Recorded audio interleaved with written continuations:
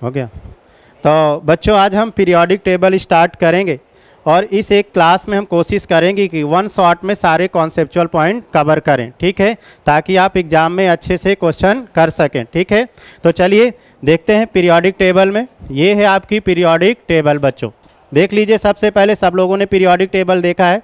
इस periodic table में आप सब लोग बच्चों अगर ध्यान से देख पा रहे हो, जो वर्टिकल लाइन है, जो वर्टिकल लाइन है वो सब क्या है बेटा, ग्रुप।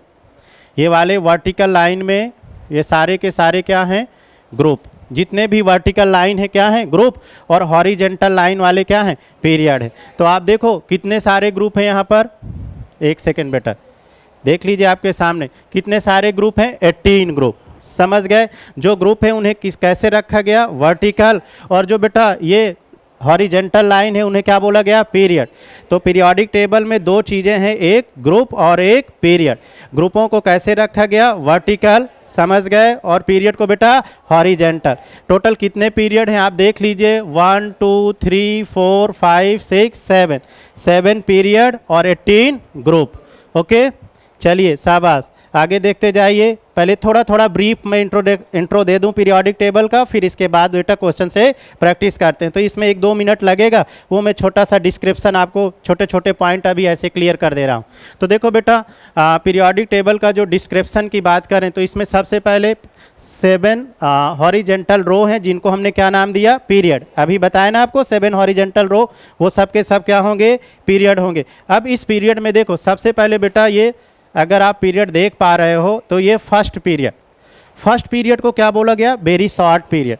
अब यहाँ से देखो कॉन्सेप्चुअल पॉइंट आया, जो वेरी शॉर्ट पीरियड है ना उसमें कितने एलिमेंट होते हैं, 2 एलिमेंट। ये सबको पता है कि ये सबसे पहले वाले पीरियड को हम लोग क्या बोलते हैं, वेरी शॉर्ट पीरियड। पर इसमें कितने एलिमेंट है, ये छोटे छोटे पॉइंट आपको एग्जाम से पहले ध्यान देना। तो बेटा कितने यहाँ पर, 2।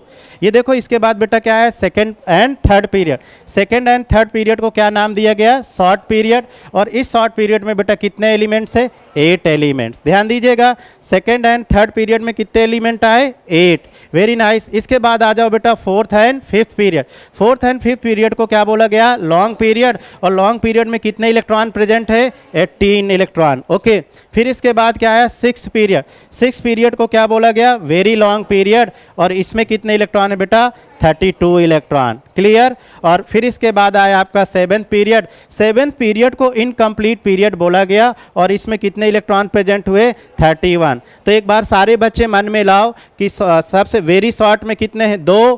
फिर शॉर्ट में कितने, 8। और फिर लॉन्ग में, वेरी लॉन्ग में बच्चों, लॉन्ग पीरियड 32, 18। फिर वेरी लॉन्ग में 32 और इनकम्प्लीट में 31। Very nice. फिर इसके बाद देखो बेटा, ये छोटा छोटा पहले डिस्क्रिप्शन समझ लेते हैं। ये पीरियोडिक टेबल है और इस पीरियोडिक टेबल में एक बार थोड़ा सा ब्रीफ और दे देता हूँ बेटा। ये वाले आपके, ये वाले एस ब्लॉक एलिमेंट क्या होते हैं बच्चों, एस ब्लॉक, इसलिए ब्लैंक रखा गया, ठीक है। और ये सारे के सारे क्या हो गए, पी ब्लॉक। एस ब्लॉक और पी ब्लॉक। एस और पी ब्लॉक के बीच में जो एलिमेंट ये रहते हैं सारे के सारे डी ब्लॉक। समझ गए बच्चों। अब देखो एस में मैक्सिमम कितने इलेक्ट्रॉन भरते हो, 2 भरते हो ना बेटा, ये 2। एस में आप सब मैक्सिमम इलेक्ट्रॉन 2 और पी में मैक्सिमम कितने, 6 और डी में मैक्सिमम 10। इसलिए डी ब्लॉक में 10 वर्टिकल लाइन, 10 ग्रुप, और एस ब्लॉक में 2 ग्रुप, और पी ब्लॉक में 6 ग्रुप, ठीक है।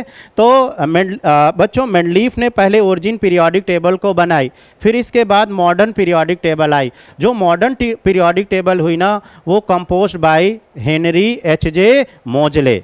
तो जो मॉडर्न पीरियोडिक आई वो according to increasing order atomic number.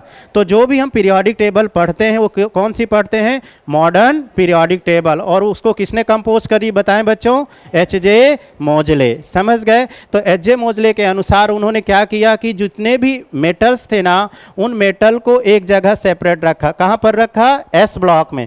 तो सारे मेटल को कोशिश करी एस ब्लॉक में, और जो नॉन मेटल आए उनको किधर रखने की कोशिश करी, पी ब्लॉक में। तो पी ब्लॉक में नॉन मेटल ज़्यादा रहे, पर पी ब्लॉक में हर टाइप के एलिमेंट पाए गए, मेटल, मेटलॉयड और नॉन मेटल। नॉन मेटल, मेटलॉयड और नॉन मेटल, ठीक है। और बच्चों यहाँ पर क्या रखा, ट्रांजिशन मेटल। तो ये थोड़ा सा ब्रीफ इंफॉर्मेशन थी, और इसके आगे देखते जाओ बेटा। इसके बाद देखो क्लासिफिकेशन ऑफ पीरियोडिक टेबल, क्या आ गया बेटा, क्लासिफिकेशन ऑफ पीरियोडिक टेबल। अब क्लासिफिकेशन ऑफ पीरियोडिक टेबल में जो छोटे छोटे पॉइंट आए आप उन्हें नोट करते जाइएगा, फिर मैं तुरंत आता हूं आगे सारी हेडिंगों में। तो बच्चों क्लासिफिकेशन को कितने भागों में बांटा गया, पीरियोडिक टेबल को देखो S block, P block, D block और एफ ब्लॉक। अब देखो पीरियोडिक टेबल के क्लासिफिकेशन में अगर हम बात करें तो सबसे पहले किस में बात करेंगे, एस ब्लॉक। ये बेटा एस ब्लॉक आ गया। तो एस ब्लॉक का जो ग्रुप कॉन्फ़िगरेशन होता है वो क्या होता है, ग्रुप कॉन्फ़िगरेशन आप ध्यान दो, NS1 से 2। तो इसमें क्या भर सकते हो, या तो 1 या तो 2। अगर एल्कली मेटल है तो NS1 कॉन्फ़िगरेशन होगा, एल्कलाइन अर्थ मेटल है सेकेंड है तो NS2 कॉन्फ़िगरेशन होगा। तो ये एस ब्लॉक हो गया। एस ब्लॉक के बाद देखो बच्चों, सॉरी एस ब्लॉक के बाद ये पी ब्लॉक। देखो पी ब्लॉक में मोस्टली नॉन मेटल हो गए ये सारे के सारे। पी ब्लॉक में मेटल्स, मेटलॉयड एंड नॉन मेटल ये सारे के सारे प्रेजेंट होते बेटा। और इनका ग्रुप कॉन्फ़िगरेशन ध्यान दीजिए, NP 1 to 6, 1 to 6, 1 से लेकर के 6 इलेक्ट्रॉन भर सकते हो। तो एस ब्लॉक का ब्रीफ इंफॉर्मेशन, पी ब्लॉक का, और ये डी ब्लॉक का बेटा, ये आ गया आपका डी ब्लॉक। तो डी ब्लॉक के ग्रुप कॉन्फ़िगरेशन में आइए, आप सबको क्या ध्यान देना है बताओ। यहाँ पर ग्रुप कॉन्फ़िगरेशन क्या होता है, कभी कभी सीधे सीधे बेटा फार्मूला पूछ लेता है। तो इसका ग्रुप कॉन्फ़िगरेशन क्या हो गया, देखिए NS0 to 2, N-1 D 1 से 10, डी में 1 से 10 तक भर सकते हैं, और एस में कितना भर सकते हैं, 0 to 2। तो ये ग्रुप कॉन्फ़िगरेशन का फार्मूला ध्यान दीजिएगा। अब ये देखो बेटा ये 3D एलिमेंट हो गया, ये 4D और ये 5D, ये लेफ़्ट टू राइट जाएंगे, समझ गए। अब इनकी हम चर्चा करेंगे, 3D 4D और 5D के ट्रांजिशन एलिमेंट हो गए, ठीक है, ये डी। और इसके बाद ये आ गया, आप लोग बच्चों इसको नोट कर लेते तो ज़्यादा अच्छा रहता, ग्रुप कॉन्फ़िगरेशन कम से कम हर किसी का, केवल अगर आप ग्रुप कॉन्फ़िगरेशन नोट कर लोगे बाकी तो अपने को पता ही है। ये जो अच्छे पॉइंट है बेटा उनको नोट कर लीजिए। इसका ग्रुप कॉन्फ़िगरेशन फटाफट, डी ब्लॉक का ग्रुप कॉन्फ़िगरेशन लिखो फटाफट, 0 to 2, N-1, 1 से डी तक, डी 1 से 10 तक electron.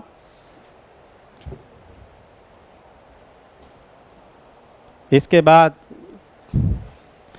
F block. F block को बेटा इनर ट्रांजिशन एलिमेंट बोलते हैं, क्या बोलते हैं बोलो, इनर ट्रांजिशन एलिमेंट। इसमें कौन कौन से आते हैं बताइए, 4F और 5F। तो इसमें लैंथेनॉइड और एक्टेनॉइड, ठीक है। इनका अगर ग्रुप कॉन्फ़िगरेशन की बात करें तो ये हो गया बेटा ग्रुप कॉन्फ़िगरेशन।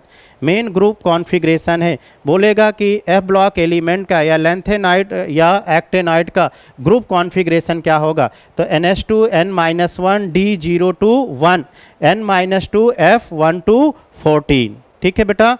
अब देखो अगर यहाँ पर n की वैल्यू क्या रख दोगे, 6, n की वैल्यू 6 रख दोगे तो ये लैंथेनॉइड का फार्मूला आ जाएगा। और n की वैल्यू यहाँ पर बेटा 7 रख दोगे, चूँकि ये 6th पीरियड है और ये 7th पीरियड है। तो देखो आप यहाँ n की वैल्यू 6 रखोगे तो 6s2, यहाँ पर क्या आ गया देखो n की वैल्यू अगर 5D 0 to 1, और n की वैल्यू यहाँ पर भी 6 रखे तो ये 4F आ गया, 4F।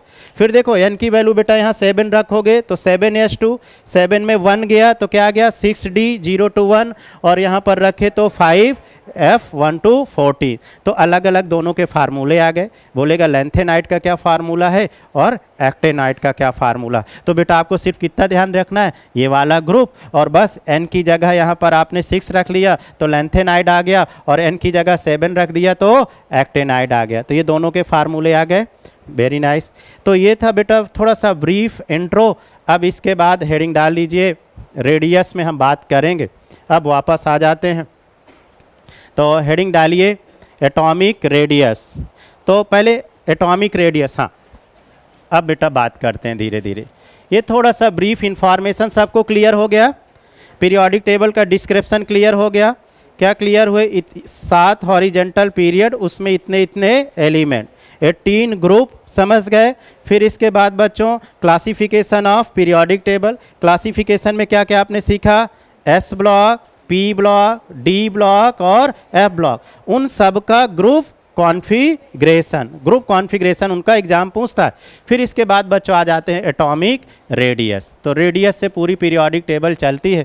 तो एटॉमिक रेडियस हेडिंग डालने से पहले एक और हेडिंग डालिए, factor affecting of atomic radius. Heading डालो बेटा, अब सीखते जाओ। Factor affecting of atomic radius, कौन कौन से ऐसे फैक्टर हैं जो एटॉमिक रेडियस को इफ़ेक्ट करते हैं। तो सबसे पहले बच्चों देखिए, फैक्टर ऑफ इफेक्टिंग के लिए पहला फैक्टर है बेटा जेड इफेक्ट। पहला फैक्टर कौन सा है? Z effect. अगर जेड इफेक्ट बढ़ेगा, ध्यान से देखिएगा, तो रेडियस क्या हो जाएगी? कम। समझ गए? और जेड इफेक्ट कैसे बढ़ता है जरा ध्यान से सुनो, फैक्टर सीखते जाइए। जैसे सपोज करो मैंने लिथियम लिया, लिथियम का एटॉमिक नंबर 3 के बाद 4, 4, 5, 6, 7 और ये 8 और ये 9। बेटा ध्यान से समझो, इसका एटॉमिक नंबर कितना? 3, इसका 4, ये लेफ़्ट टू राइट जा रहा हूँ, चूँकि जेड इफेक्ट हम कहाँ देखते हैं? Left to right. ठीक है, तो 3, 4, 5, 6, 7, 8, 9 टोटल कॉन्सेप्चुअल बात करिए और सीखिए। बेटा ये 3 क्या है? Atomic number. तो एटॉमिक नंबर क्या कहलाता है? जेड। और जेड इक्वल टू क्या होता है? पी। पी क्या होगा? प्रोटॉन। और प्रोटॉन कहाँ प्रेजेंट होता है? न्यूक्लियस में। समझ गए? अगर बेटा न्यूक्लियस में प्रोटॉन बढ़ता जाएगा तो न्यूक्लियस क्या होता जाएगा? पावरफुल। और न्यूक्लियस जितना पावरफुल होता जाएगा इलेक्ट्रॉन को अपनी तरफ अट्रैक्ट करेगा, जितना अट्रैक्शन फोर्स बढ़ेगा उतना रेडियस क्या हो जाएगी? कम हो जाएगी। तो जैसे जैसे लेफ्ट टू राइट जाओगे तो न्यूक्लियस क्या हो गया? पावरफुल हुआ। और न्यूक्लियस पावरफुल हुआ बेटा तो अट्रैक्शन फोर्स बढ़ेगा, और अगर अट्रैक्शन फोर्स बढ़ेगा तो रेडियस क्या हो जाएगी? कम हो जाए। तो ये जेड इफेक्ट का फैक्टर क्लियर हुआ। तो पहले ध्यान दो कि एटॉमिक रेडियस में कौन कौन से फैक्टर काम करते हैं। तो पहला फैक्टर जेड इफेक्ट, और जेड इफेक्ट कहाँ देखते हैं बताओ? Left to right. ओके, फिर इसके बाद दूसरा फैक्टर, सुनते जाइए और सीखते जाइए बेटा। ये पहला फैक्टर। दूसरा फैक्टर ध्यान से समझिए, आप में से किसी को याद हो तो बताइए ना, दूसरा कौन सा फैक्टर है? बोलो। दूसरा फैक्टर है बेटा प्रिंसिपल क्वांटम नंबर। ध्यान दीजिए। हाँ मैडम, बोला क्या? एक सेकेंड बेटा। हाँ हाँ, 8:45 ज़्यादा। हाँ हाँ हाँ, देखो बेटा दूसरा फैक्टर बोलिए, प्रिंसिपल क्वांटम नंबर। प्रिंसिपल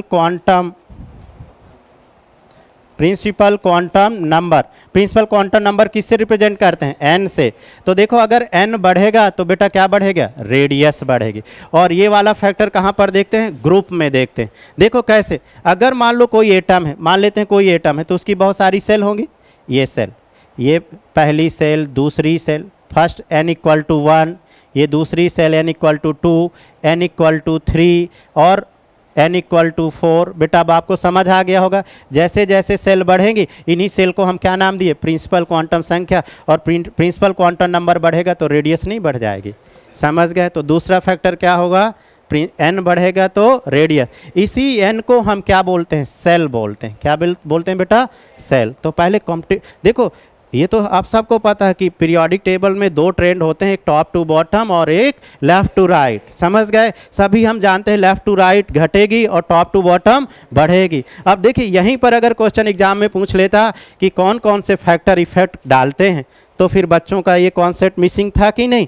तो इसीलिए देखिए इन सारे में क्या बोला भी क्लास आने से पहले, बेटा उन सब पॉइंटों पे हम सिखाने की कोशिश करेंगे जहां एग्जाम की नज़र है, जिन पॉइंटों को एग्जाम ज़्यादा पूछने की कोशिश कर सकता। तो ये 2 फैक्टर क्लियर हो गए सारे बच्चों के। तीसरा फैक्टर बेटा देखो, ये पहला, ये दूसरा और तीसरा, नोट भी करते जाइए साथ साथ जिनको इम्पॉर्टेंट लगे। ये बेटा तीसरा फैक्टर देखिए, तीसरा वाला केस। तीसरा वाला आप में से किसी को याद हो तो बताइए। एग्ज़ाम पास आ रहा है, एग्ज़ाम से पहले किसी बच्चों को पता हो तो बताएं, बहुत अच्छा लगेगा मुझे। बताइए आप सब में से कोई कौन कौन से फैक्टर? अभी 2 फैक्टर। तीसरा फैक्टर सीखे, स्क्रीनिंग इफेक्ट। क्या बोलेंगे बच्चों? Screening effect. देख रहे हो कितना हम सबको सीखना था। समझ गए? Screening effect oblique shielding effect. Oblique बेटा शील्डिंग इफेक्ट। नोट करिए, इसको भी समझाते हैं, screening effect and shielding effect. अब ये स्क्रीनिंग इफेक्ट क्या होता है, शील्डिंग इफेक्ट थोड़ा थोड़ा समझ लीजिए। देखो मान लो ये कोई एटम है, अभी इसके बारे में विस्तार से चर्चा करेंगे, और ये कोई आउटर सेल का इलेक्ट्रॉन है। तो ये आउटर सेल का इलेक्ट्रॉन और ये n-1 डी सब सेल, तो ये डी वाला सबसेल, तो ये न्यूक्लियस इलेक्ट्रॉन को क्या करेगा, अट्रैक्ट करेगा। तो जो ये इनर सेल है ना, इनर सेल के इलेक्ट्रॉन क्या करेंगे, रिपल करेंगे। तो यही अट्रैक्शन और रिपल्सन को हम लोग क्या बोलते हैं, स्क्रीनिंग इफेक्ट या शील्डिंग इफेक्ट। तो देखो अट्रैक्शन बेटा ज़्यादा होगा तो साइज इफेक्ट हो गई कि नहीं, अट्रैक्शन ज़्यादा तो साइज छोटी, और रिपल्सन ज़्यादा तो साइज बड़ी। तो ये 3 इफेक्ट हो गए बच्चों, फैक्टर 3 हो गए। नोट करिए फटाफट, नोट करो शाबाश। तो वाह, पीरियोडिक टेबल के बेटा कौन से एटॉमिक रेडियस के 3 फैक्टर जो इफेक्ट करते हैं एक बार मन में ले आओ। सबसे पहला कौन सा factor, Z effect, very nice. दूसरा बेटा कौन सा इफेक्ट, प्रिंसिपल क्वांटम नंबर या सेल। और तीसरा कौन सा, स्क्रीनिंग इफेक्ट या शील्डिंग इफेक्ट, वेरी नाइस, क्या बात है बच्चों। अब हेडिंग डालिए, trend of atomic radius, trend of atomic radius. Trend आते हैं, 2 ही ट्रेंड है पीरियोडिक टेबल में, सबको पता है, एक लेफ्ट टू राइट और एक टॉप टू बॉटम। तो ट्रेंड ऑफ पीरियोडिक टेबल, तो पहले हम लेफ्ट टू राइट बात करेंगे। ये नोट कर लिए होंगे, अगर आप नहीं नोट किए क्या बच्चों, कर लिए थे, हाँ। हेडिंग डालो, ट्रेंड ऑफ पीरियोडिक टेबल। तो सबसे पहले हम बात करेंगे बेटा left to right, left to right. तो ज़रा देखिए लेफ्ट टू राइट अगर हम बात करें तो lithium 3, beryllium 4, boron 5, carbon 6, nitrogen 7 और ऑक्सीजन 8, फ्लोरीन 9 और नियॉन 10। ध्यान से सीखना बेटा। अब देखो वही कॉन्सेप्ट, लिथियम का एटॉमिक नंबर कितना, 3, 4, 5, 6, 7, 8, 9 और ये 10। सीख रहे हो बेटा। देखो लेफ़्ट टू राइट हम जा रहे हैं, अगर लेफ़्ट टू राइट जा रहे हैं तो न्यूक्लियस में प्रोटॉन क्या हो रहा है, बढ़ रहा है। अगर न्यूक्लियस में प्रोटॉन बढ़ेगा तो ये वाले को छोड़ देते हैं, चूँकि ये नोबेल गैस है तो इसको मैं अलग से अभी एक्सप्लेन करूँगा। ये क्या है आपका, नोबेल गैस, ये एक्सेप्शन है।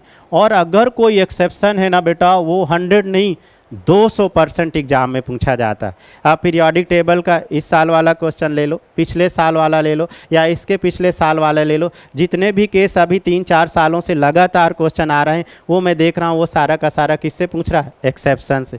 तो अगर मैं कहीं पे एक्सेप्शन लिखूँ तो उसको आप 100% दिमाग में बेटा बैठा लीजिएगा, वो 100% पूछा जाता है, ठीक है। तो चलिए वो एक्सेप्शन में एक्सप्लेन करूँगा। पहले यहाँ पर देखो बेटा, लेफ़्ट टू राइट जाते हो, अगर हम लेफ़्ट टू राइट जाएंगे तो क्या बढ़ने वाला है, बोलो, जेड इफेक्ट। जेड इफेक्ट बढ़ा बेटा, जेड इफेक्ट बढ़ेगा तो रेडियस क्या होगी बताओ, कम होगी। समझ गए, क्योंकि इधर जाने पर न्यूक्लियस में क्या बढ़ते हैं, प्रोटॉन, और न्यूक्लियस में प्रोटॉन बढ़ेगा तो आउटर इलेक्ट्रॉन को क्या करेगा, अट्रैक्ट करेगा, तो अट्रैक्शन फोर्स बढ़ जाएगा, और अट्रैक्शन फोर्स बढ़ जाएगा तो रेडियस क्या हो जाएगी, कम हो जाएगी। तो जेड इफेक्ट बढ़ने के कारण रेडियस क्या हो गई, कम हो गई। अब यहाँ पर देखो न्यूक्लियस में प्रोटॉन यहाँ तो सबसे ज़्यादा है, तो इसका अट्रैक्शन फोर्स तो सबसे ज़्यादा होना चाहिए, पर चूंकि ये नोबेल गैस है बेटा, तो जो नोबेल गैस की रेडियस होती है उसको किससे देखते हैं, वान डर वाल रेडियस से। ध्यान देना बच्चों, किससे देखते हैं इसको, वान डर वाल रेडियस से। और van der Waals radius among the whole periodic table सबसे ज़्यादा होती, तो जहाँ भी वान डर वाल रेडियस आएगी वो सबसे ज़्यादा होगी। तो नोबेल गैस की रेडियस सबसे ज़्यादा होती है क्योंकि इसकी रेडियस हम किससे देखते हैं, वान डर वाल से। तो ये एक्सेप्शन क्लियर रहेगा। नोट करो पहले ये पॉइंट नोबेल गैस वाला, सारे नोबेल गैसों का एटॉमिक रेडियस सबसे ज़्यादा होता है, चूँकि वहाँ पर कौन सी रेडियस कंडीशन कंसीडर करते हैं बच्चों, वान डर वाल।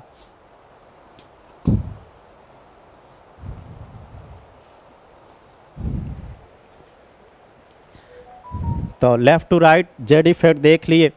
अब देखो 2 ट्रेंड मैंने बताया बेटा, जल्दी से नोट करो। तो इसके बाद फिर हम बात करेंगे second trend, top to bottom. बच्चों क्या बात करने वाले हैं, टॉप टू बॉटम। अभी हमने फैक्टर में सिखाया टॉप टू बॉटम में, अगर बेटा रेडियस बढ़ेगा, अभी आप सब ने सीखा ना, अगर रेडियस बढ़ेगा तो क्या बढ़ने वाले हैं, सेल। सेल बढ़ने का मतलब क्या बढ़ेगी, प्रिंसिपल क्वांटम नंबर, और प्रिंसिपल क्वांटम नंबर बढ़ेंगी तो ये सेल बढ़ेंगी। ये रीजन जानिए, समझ गए। तो टॉप टू बॉटम रेडियस क्या होती है, बढ़ती है। क्यों बढ़ती है, क्योंकि क्या बढ़ती हैं, सेल बढ़ती हैं। क्या बेटा बढ़ती हैं, सेल बढ़ती। कैसे देखो, जैसे एक एग्जाम्पल ले लो, lithium sodium, potassium, rubidium, caesium या फ्रेंसियम। देख रहे हो बेटा, तो टॉप टू जाने पर एटॉमिक रेडियस इंक्रीज करती, ये एटॉमिक रेडियस इंक्रीज। क्यों इंक्रीज? देख लो आप, लिथियम का एटॉमिक नंबर एक दो एग्जाम्पल में लिखे दे रहा हूँ। लिथियम का एटॉमिक नंबर 3, तो कॉन्फ़िगरेशन करोगे तो 2 1, ये 2 1, 2 सेल आई, पहली सेल में 2 इलेक्ट्रॉन और दूसरी सेल में ये। फिर इसके बाद सोडियम आए बेटा, तो 2 2 8 और 1, ये देख रहा हो, पहली सेल, दूसरी सेल और तीसरी सेल। सेल बढ़ेगी तो रेडियस बढ़ेगी। तो टॉप टू बॉटम रेडियस क्या होती है? बढ़ती है। पर क्यों बढ़ती, सबको क्लियर हो गया? क्योंकि सेल बढ़ते हैं, और सेल बढ़ते हैं मतलब क्या बढ़ते हैं बेटा?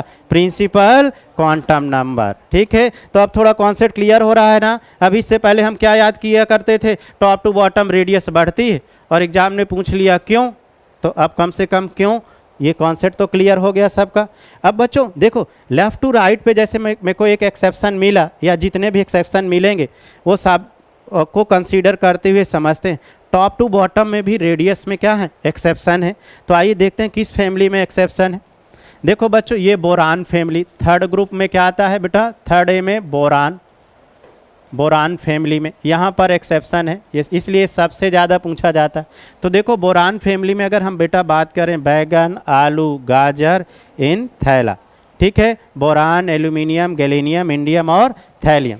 देखो according to concept top to bottom, अभी मैंने बताया रेडियस बढ़ती है। टॉप टू बॉटम क्या होती है? रेडियस बढ़ती है। चूंकि क्या बढ़ता है? सेल बढ़ता है। पर यहाँ पर एक्सेप्शन है, एल्यूमिनियम और गैलेनियम में क्या है बेटा? एक्सेप्शन। और जहाँ एक्सेप्शन है मैंने बताया, वो क्वेश्चन बहुत ज़्यादा इंपॉर्टेंट। ये क्वेश्चन जेई में 2016 में एडवांस में पूछा गया, जेई में, आईटी जेई में। और यही सेम क्वेश्चन 2018 में आपके नीट में पूछा गया। आप लोग मॉडल पेपर में देख लीजिएगा, find the correct order of the atomic radius. Exam ने क्यों पूछा? क्योंकि यहाँ पे उसको क्या देखा? एक्सेप्शन दिखा। तो बेटा इनऑर्गेनिक में जहाँ भी एक्सेप्शन है ना, वो बहुत ज़्यादा इंपॉर्टेंट है। तो अगर कोई एक्सेप्शन है ना, तो उसका रीजन है, और क्या रीजन है वो मैं अभी एक्सप्लेन कर रहा हूँ। वो रीजन मैंने आपको बता ही दिया। रीजन कहाँ से एक्सप्लेन होंगे? फैक्टर इफेक्ट से, कि रेडियस में कौन कौन से फैक्टर थे? 3, और उन 3 फैक्टर में आइए देखते हैं यहाँ कौन सा फैक्टर लग रहा है जिससे यहाँ पर बेटा क्या आ रहा है? एक्सेप्शन आ रहा है। ऐसा क्या, कौन सा फैक्टर यहाँ पे काम कर रहा है? तो चलिए देखते हैं इस फैक्टर के कारण कौन सा ऐसा फैक्टर है जिससे यहाँ पर रेडियस चेंज हो रही है। ठीक है, तो देखो बेटा, जैसे हमने लिया एल्यूमिनियम, ये एल्यूमिनियम लिया, और ये ले लिया गैलेनियम। ध्यान से समझिएगा, इसका एटॉमिक नंबर कितना होता है? 13, और इसका कितना हुआ? 31। इनका कॉन्फ़िगरेशन करते हैं।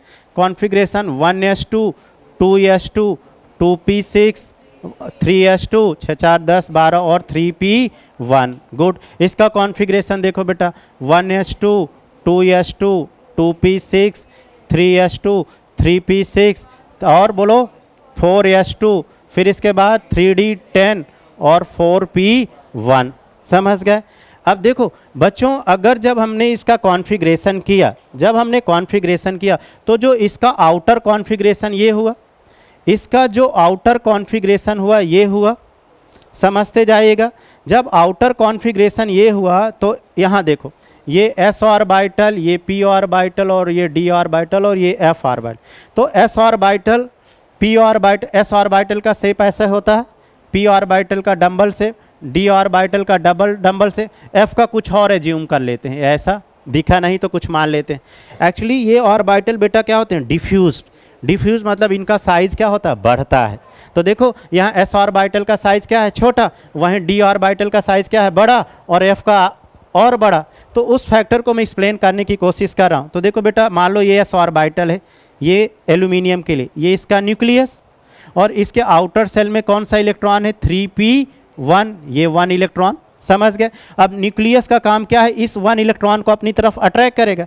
अब चूंकि s का साइज क्या है बच्चों? छोटा। साइज छोटा होगा तो इलेक्ट्रॉन पास सील्ड होंगे पास सील्ड। जैसे न्यूक्लियस, ये न्यूक्लियस इस इलेक्ट्रॉन को अपनी तरफ अट्रैक्ट करेगा न्यूक्लियस, तो ये इनर सेल के इलेक्ट्रॉन बेटा क्या करेंगे? रिपल करेंगे। तो एक तो क्या हुआ? अट्रैक्शन, और दूसरा क्या हुआ? रिपल्सन। तो यहाँ पर रिपल्सन बहुत ज़्यादा हो गया, रिपल कर रहे हैं, चूंकि इलेक्ट्रॉन क्या है, पास पास। अब देखो इसका जब हम कॉन्फ़िगरेशन किए तो आउटर कॉन्फ़िगरेशन बेटा क्या मिला, डी। डी का साइज क्या है, बड़ा, और डी का साइज बड़ा है तो ये न्यूक्लियस आउटर इलेक्ट्रॉन को क्या करने वाला हो, ये 4p1 इस इलेक्ट्रॉन को न्यूक्लियस क्या करेगा, अट्रैक्ट करेगा। जैसे ही अट्रैक्ट करेगा, चूंकि साइज बेटा बड़ा है तो इलेक्ट्रॉन इनर इलेक्ट्रॉन में n-1 में इलेक्ट्रॉन क्या होंगे, दूर दूर। जब इलेक्ट्रॉन दूर दूर होंगे तो यहाँ पर क्या होगा, अट्रैक्शन। बेटा यहाँ पर क्या डोमिनेट करा, अट्रैक्शन।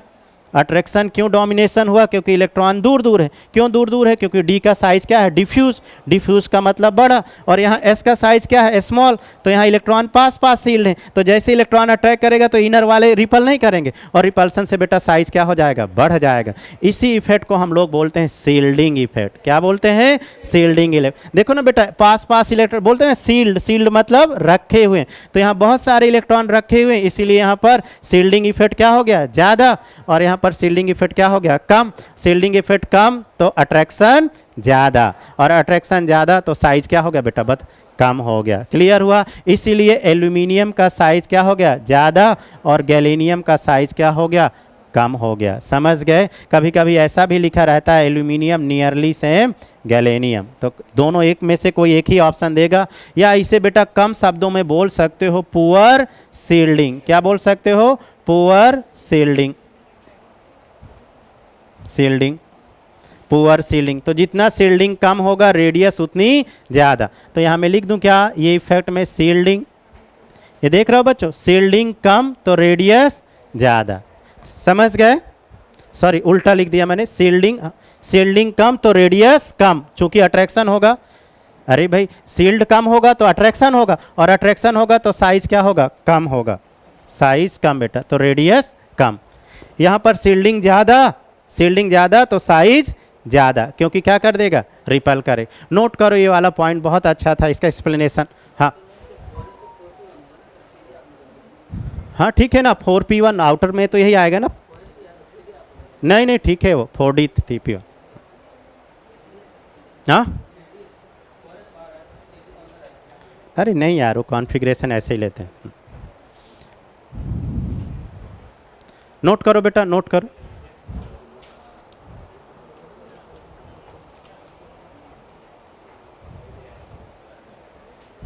पहले रेडियस जल्दी जल्दी नोट करो ताकि आगे हम बढ़ते जाएं। नोट ही हो गया बच्चों। हाँ अच्छा ठीक है।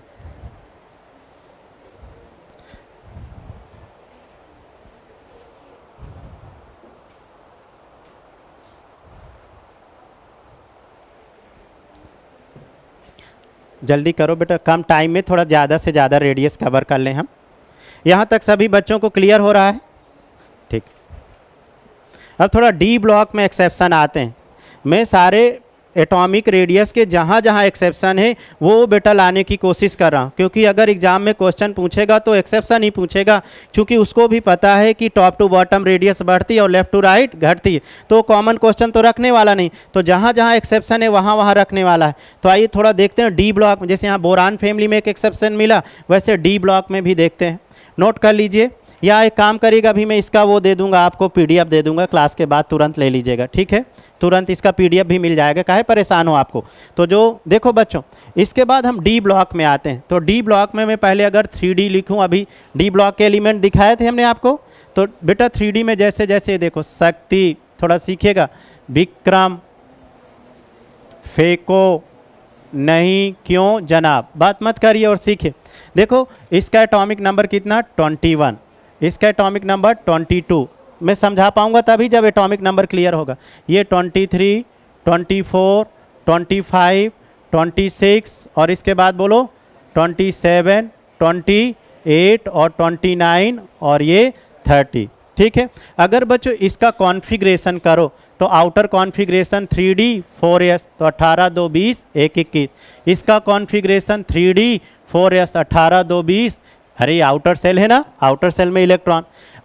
एक चीज़ बच्चों आप ऑब्जर्व कर पा रहे हो, जो डी सीरीज के एलिमेंट है, जो ट्रांजिशन एलिमेंट है ना, उनमें जो इलेक्ट्रॉन बढ़ रहा है ना लेफ़्ट टू राइट, वो n-1d सब सेल में बढ़ रहा है। आप समझ रहे हो ना, इलेक्ट्रॉन किस में बढ़ रहा है, n माइनस डी, देखो ना डी में ही तो बढ़ रहा है, s वाला तो कांस्टेंट है ना, ये बात समझ रहे हैं। इसीलिए यहाँ वो वाला इफेक्ट लग जाता है, screening effect, shielding effect, effective nuclear charge, इस तीनों एक ही बात होती है, ठीक है। क्यों लग जाता है, क्योंकि इलेक्ट्रॉन किस में बढ़ रहा है, इनर डी में, ठीक है। और बाकी में क्या होता था, जैसे पी ब्लॉक में P1 P2 P3 P6, समझ गए, इनर वाले में नहीं बढ़ता था, उसमें आउटर में बढ़ता था। और यहाँ पर किस में बढ़ता है, इनर वाले। कितना कॉन्सेप्चुअल पॉइंट है, इसीलिए यहाँ पर कौन सा इफेक्ट वर्क करने लगता है, स्क्रीनिंग इफेक्ट। तो देखो बेटा 21 22 यहाँ 23, ये क्रोमियम हो गया 3D, चलो 4s1 5, हाँ ठीक है, ये 3D 4s2 ये 5 बेटा। थोड़ा कॉन्फ़िगरेशन से मैं और अच्छा क्लियर कर पाऊँगा। ये 4s2, यहाँ देखो 3D 4s2, 18 2 20 7 27, 3D 4s2 ये 8 हो गया। कापर का बोलो जल्दी से, 3D 10 4s1, और इधर भी ये 3D 10 और 4s2। तो आप देख रहे हो डी में इलेक्ट्रॉन बढ़ता जा रहा है, लेफ्ट टू राइट इनर सब सेल में इलेक्ट्रॉन बढ़ रहा। देखो बच्चों, यहाँ से मैं थोड़ा सा ग्राफ क्लियर करता हूँ, कुछ इसका ग्राफ से आप लोग देखे होंगे जब पीरियोडिक टेबल पढ़े होंगे। तो ये मैं 3D का ग्राफ ले रहा हूँ, देखना बच्चों, ये धीरे धीरे ग्रेजुअली एटॉमिक रेडियस डिक्रीज, धीरे धीरे, फिर जैसे इधर आते हैं तो थोड़ा become constant and further increase. तो ये टॉप टू बॉटम नहीं है बेटा, लेफ्ट टू राइट है। किसकी बात कर रहा है, लेफ्ट टू राइट। तो लेफ्ट टू राइट धीरे धीरे, जैसे सबसे पहले क्या था, स्कैंडियम, फिर इसके बाद क्या था बेटा, टाइटेनियम, टाइटेनियम के बाद क्या था, वेनेडियम, वेनेडियम के बाद क्या था, क्रोमियम, फिर क्या था, मैग्नीज, मैग्नीज, फिर इसके बाद क्या है, ये आयरन, फी कोनी, इन्हें ऐसे याद रखना, फी कोनी, आयरन, कोबाल्ट और निकिल। फिर ये क्या आया, zinc, sorry copper, 29 copper, sorry ये बेटा आ गया आपका कॉपर, ये Cu, और फिर ये आ गया आपका जिंक। तो आप देखो बिकम कांस्टेंट और फिर इंक्रीज कर गया। हुआ क्या, जरा समझिएगा बच्चों, समझिएगा। लेफ्ट टू राइट जाने पर धीरे धीरे रेडियस, धीरे ग्रेजुअली मतलब धीरे धीरे, धीरे धीरे रेडियस डिक्रीज हो रही। क्यों डिक्रीज हो रही, क्योंकि न्यूक्लियस में प्रोटॉन बढ़ रहा है। अगर प्रोटॉन बढ़ेगा तो अट्रैक्शन फोर्स बढ़ेगा। जरा देखो ऐसे, यहाँ पे मैं कहीं बना लेता हूँ आपको समझाने के लिए। ये बेटा न्यूक्लियस हो गया, ठीक है, ये आपका हो गया n-1d, ये डी सब सेल, और ये आउटर इलेक्ट्रॉन, ठीक है। ये वाला तो चलो फिक्स था। अब इलेक्ट्रॉन, या अगर इलेक्ट्रॉन बढ़ रहा है यहाँ पर, तो इलेक्ट्रॉन बढ़ रहा है तो न्यूक्लियस क्या करेगा, इलेक्ट्रॉन को अपनी तरफ अट्रैक्ट करेगा। इलेक्ट्रॉन को मान लेते हैं ये अट्रैक्ट कर रहा है न्यूक्लियस, समझ गए। तो जैसे जैसे न्यूक्लियस में प्रोटॉन बढ़ेगा, इलेक्ट्रॉन का अट्रैक्शन फोर्स बढ़ेगा। अट्रैक्शन फोर्स बढ़ेगा मतलब जेड इफेक्ट बढ़ रहा है, जेड इफेक्ट बढ़ रहा है तो रेडियस क्या हो रही, कम हो रही। तो यहाँ तक रेडियस कम हुई, यहाँ तक। इसी इफेक्ट को हम क्या बोलते हैं, बोलो, स्क्रीनिंग इफेक्ट। कौन सा इफेक्ट बोलते हैं, स्क्रीनिंग इफेक्ट। फिर बच्चों क्या हुआ ना, इसके बाद देखो यहाँ तक जैसे ही यहाँ आए क्या हो गई, कांस्टेंट हो गई रेडियस बेटा, क्या हो गई, कांस्टेंट हो गई। अब समझिएगा कांस्टेंट कैसे हो गई, क्योंकि देखो बच्चों यहाँ पर डी पे इलेक्ट्रॉन बढ़ा, n-1 डी में इलेक्ट्रॉन बढ़ा, तो प्रोटॉन भी बढ़ा, यहाँ इलेक्ट्रॉन बढ़ने लगा, इलेक्ट्रॉन बढ़ने लगा, और इधर क्या बढ़ने लगा, प्रोटॉन बढ़ने लगा। तो इन तीनों केस में क्या हुआ, अट्रैक्शन फोर्स बढ़ा, क्योंकि न्यूक्लियस में प्रोटॉन बढ़ेगा तो अट्रैक्शन फोर्स बढ़ेगा, और साथ में इधर भी डी में भी इलेक्ट्रॉन बढ़ने लगा। तो अट्रैक्शन फोर्स और रिपल्सन फोर्स दोनों क्या हो गया बेटा, इक्वल हो गया। इसलिए यहाँ पर रेडियस क्या हो गई, बिकम कांस्टेंट। ये देख रहे हो, ये वाली क्या हो गई, कांस्टेंट। तो फिकोनी का रेडियस क्या हो गया, कांस्टेंट हो गया। क्यों, अट्रैक्शन फोर्स और रिपल्सन फोर्स क्या हो गया, इक्वल हो गया। समझ गए ना। अब देखो इसके बाद फिर बेटा कांस्टेंट के बाद फिर एकदम से रेडियस बढ़ी ऊपर की तरफ, ये कॉपर, और कॉपर से ज़्यादा जिंक। क्यों बढ़ी, देखो अब कॉपर में कितने इलेक्ट्रॉन आ गए, 3d9। अगर ओरिजिनल इलेक्ट्रॉन बोले तो 3d9। तो इनर सेल में इलेक्ट्रॉन बढ़ा, और इनर सेल में इलेक्ट्रॉन बढ़ेगा तो फिर अट्रैक्शन से फिर क्या डोमिनेट करने लगेगा, रिपल्सन। और फिर और कितना बढ़ गया, 10, और इलेक्ट्रॉन बढ़ गया और रिपल्सन हो गया। तो एकदम से रेडियस किधर भाग गई, ऊपर की तरफ बढ़ गई। समझ गए। तो सारे बच्चों को कॉन्सेप्ट क्लियर हो गया होगा क्या, कि लेफ्ट टू राइट जाने पर धीरे धीरे रेडियस कम होती है। क्यों कम होती है, चूंकि स्क्रीनिंग इफेक्ट बढ़ता है। स्क्रीनिंग इफेक्ट का मतलब क्या हो बेटा, न्यूक्लियस में प्रोटॉन बढ़ेगा तो अट्रैक्शन फोर्स बढ़ेगा, और अट्रैक्शन फोर्स से रेडियस क्या होने वाली है, कम। इन तीनों में क्या हो गई, कांस्टेंट हो गई। क्यों कांस्टेंट हो गई, क्योंकि अट्रैक्शन फोर्स और रिपल्सन फोर्स दोनों क्या हो गया, बिकम कांस्टेंट या बिकम इक्वल। और फिर इसके बाद इनर सेल में डी में इलेक्ट्रॉन बढ़ा तो इलेक्ट्रॉन बढ़ेगा और न्यूक्लियस अट्रैक्ट कर ही रहा है, तो फिर क्या करने लगा, रिपल, तो रिपल्सन से इधर रेडियस क्या हो गई, बढ़ गई। नोट करिए बच्चों फटाफट, ठीक है। और सेम कॉन्सेप्ट यहाँ पर 4D सीरीज में, ये देखो ये 4D 3D के, ये रहा 3D और यहाँ पर ये 4D, ये 4D, और इसी तरीके से बच्चे बना ही लेना ग्राफ, और ये 5D। नोट करिए, फिर इसके बाद इसको भी समझाता हूँ। पहले 3D को समझिए, फिर इसके बाद 4D और 5D में।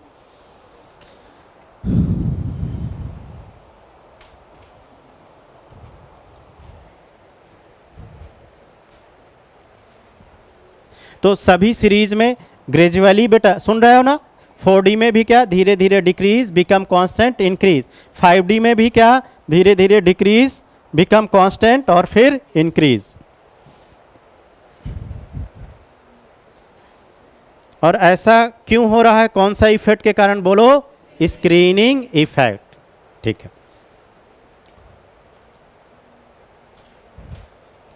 नोट करो फटाफट, ये ग्राफ बना लो फटाफट बेटा, है ना।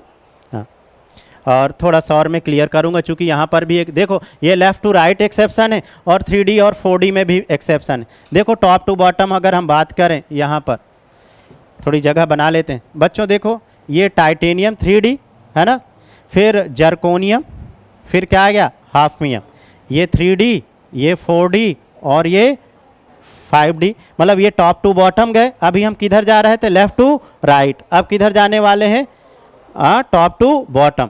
तो देखो टॉप टू बॉटम भी यहाँ एक्सेप्शन आ गया। जैसे लेफ्ट टू राइट इतना एक्सेप्शन दिखा ना बेटा, कितने सारे रेडियस में एक्सेप्शन थे जिनको हमें ध्यान देना था एग्जाम से पहले। तो देखो बेटा टॉप टू बॉटम यहाँ पर भी एक्सेप्शन है। जैसे आपने अभी लेफ्ट टू राइट एक्सेप्शन देखा, वैसे टॉप टू बॉटम। अब देखो ये जर्कोनियम है और ये हाफनियम है। अब अगर आप जर्कोनियम का कॉन्फ़िगरेशन करोगे तो जो आउटर कॉन्फ़िगरेशन है वो NH2ND2 आएगा। क्या आएगा, NH2ND2, समझ गए। मतलब इसमें इलेक्ट्रॉन आएंगे आपके जर्कोनियम में 5s2 4d2। अगर आप कॉन्फ़िगरेशन करोगे तो 5s2 और 4d2, समझ गए। अगर बेटा हाफनियम का आप कॉन्फ़िगरेशन करते हो, अगर हाफनियम का कॉन्फ़िगरेशन करते हो तो यहाँ NF14 और यहाँ 4D आया था तो यहाँ ऑब्वियसली 5D आएगा। तो यहाँ पे मैं लिख देता हूँ ND2। अब मैं इनको एक्सप्लेन कर रहा हूँ बच्चों, दोनों को देखिएगा।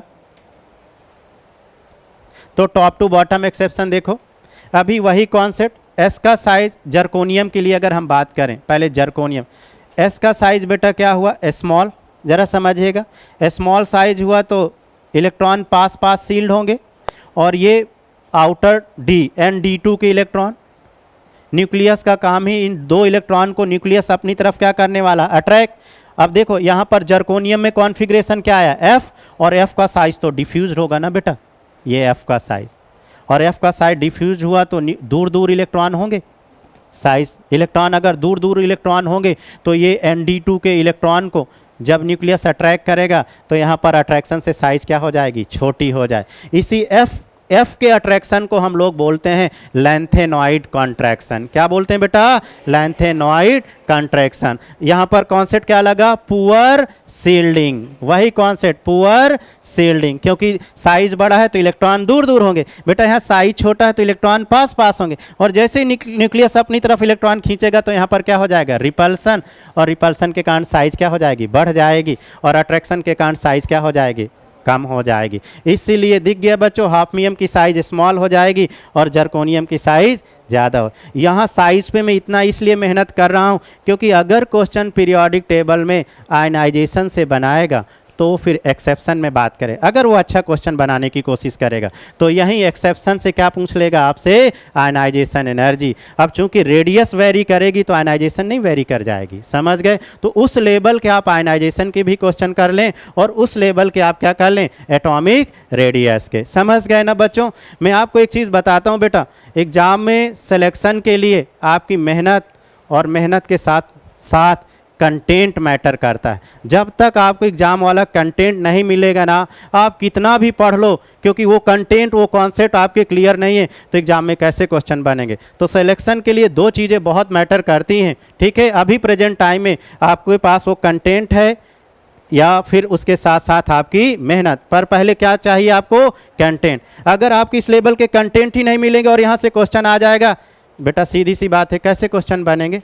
तो ध्यान दीजिएगा, इतने अच्छे कंटेंट को आप साथ साथ सीखते भी जाइएगा और घर पे जाके एक बार इसको रिवाइज करेंगे। तो बेटा यहाँ कॉन्सेप्ट क्लियर हो गया ना। यहाँ पर क्या हो गई, पुअर शील्डिंग, इसीलिए ये साइज समझ गए। तो यहाँ पर आप ऐसे भी लिख सकते हो, जर्कोनियम नियरली सेम हाफमियम, समझ गए, नोट करिए। तो ये टॉप टू बॉटम में exception and left to right. और सुनो एक बात और, अभी मैंने ये ऐसे बनाया था, ये रहा 4D, ये रहा 4D और ये रहा 5D। ये देख रहे हो 5D एकदम पास पास आ गए। तो ये दोनों ऐसे पास पास कैसे आ जाते हैं, समझ गए होंगे, लेंथेनॉइड कॉन्ट्रैक्शन के कारण बच्चों। ये कैसे, लेंथेनॉइड कॉन्ट्रैक्शन के कारण। जबकि यहाँ पर 3D में देखो कितना ज़्यादा डिफरेंस है रेडियस का, पर यहाँ पर कितनी पास पास रेडियस हो गई। यहाँ देखो रेडियस का कितना अंतर है, टॉप टू बॉटम गए तो रेडियस में अंतर दिखा, पर यहाँ पर दोनों क्या हो गए, पास पास। क्यों पास पास हो गए, क्योंकि यहाँ पर क्या हो गया, लेंथेनॉइड कॉन्ट्रैक्शन। चूंकि F ब्लॉक F14 जहाँ भी आएगा वहाँ पे आप क्या बोलोगे, लेंथेनॉइड कॉन्ट्रैक्शन। बेटा इसको ये भी लिख लेना, लेंथेनॉइड कॉन्ट्रैक्शन, नोट करिए शाबाश फटाफट। और यही क्वेश्चन तो आया था इस बार एटॉमिक रेडियस का। देखो मैंने क्या बोला, एग्जाम की नज़र कहाँ पर रहती है, इनऑर्गेनिक में, एक्सेप्शन। ये इस बार के आपके एग्जाम का क्वेश्चन था। अभी देखते हैं अगली बार इन्हीं में से कोई दूसरा एक्सेप्शन ढूंढ के आपके एग्जाम में लाने वाला है, ठीक है। नोट करो बेटा। तो ईमानदारी से बताओ बच्चों, सभी बच्चों के रेडियस के कॉन्सेप्ट क्लियर हो गए, टॉप टू बॉटम और लेफ्ट टू राइट। बस आप फैक्टर इफेक्ट को ध्यान में रखिएगा कि कौन कौन से इफेक्ट रेडियस में वर्क करते हैं, आपके सारे एक्सेप्शन वाले क्वेश्चन बन जाएंगे। नेक्स्ट हेडिंग डालिए, डायगोनल रिलेशनशिप। आगे बढ़िए एटॉमिक रेडियस के बाद, चूंकि कम टाइम में मुझे ज़्यादा से ज़्यादा कॉन्सेप्ट कवर करने हैं, तो हेडिंग डालिए डायगोनल रिलेशनशिप। बेटा थोड़ा आप जल्दी जल्दी करेंगे, ठीक है, तो थोड़े ज़्यादा कॉन्सेप्ट मुझे कवर करने हैं। तो डायगोनल रिलेशनशिप, तो डायगोनल रिलेशनशिप में बेटा आप सबको पता है सेकेंड और थर्ड पीरियड के एलिमेंटों में डायगोनल रिलेशनशिप पाया जाता है, सेकेंड और थर्ड।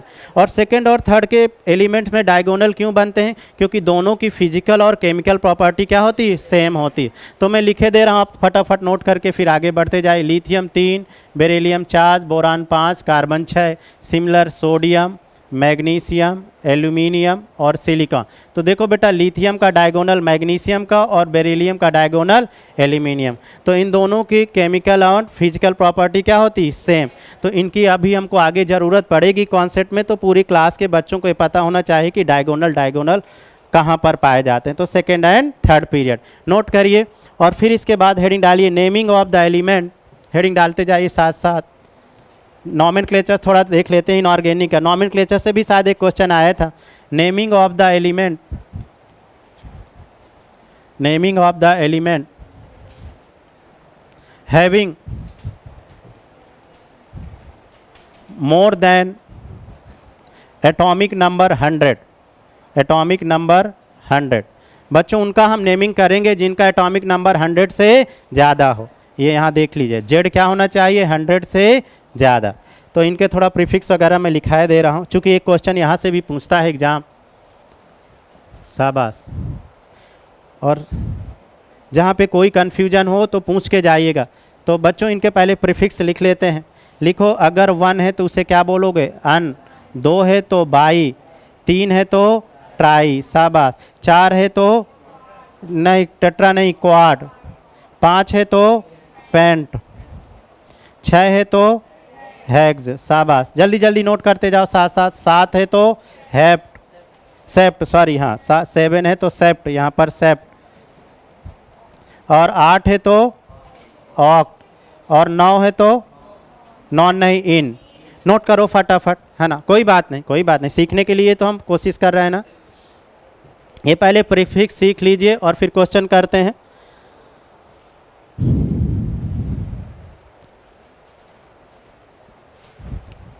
चलो एक आध क्वेश्चन कर लेते हैं। मान लेते हैं z इक्वल टू 104। अब इसका मुझे IUPAC लिखना है इनऑर्गेनिक में पीरियोडिक टेबल के कॉन्सेप्ट में।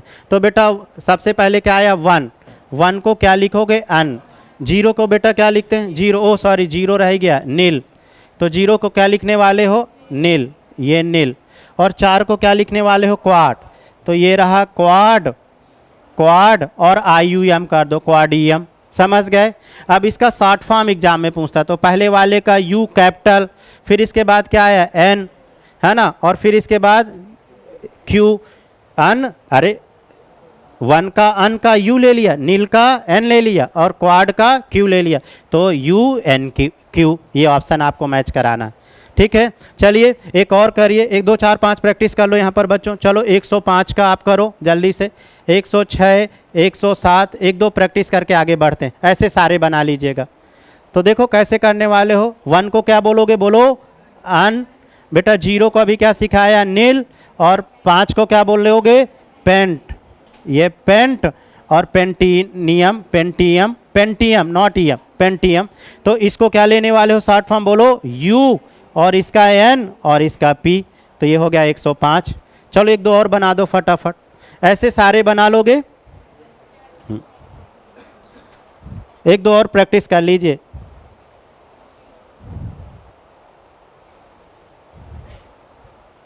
और इसके बाद हेडिंग डाल लीजिए आयनाइजेशन एनर्जी।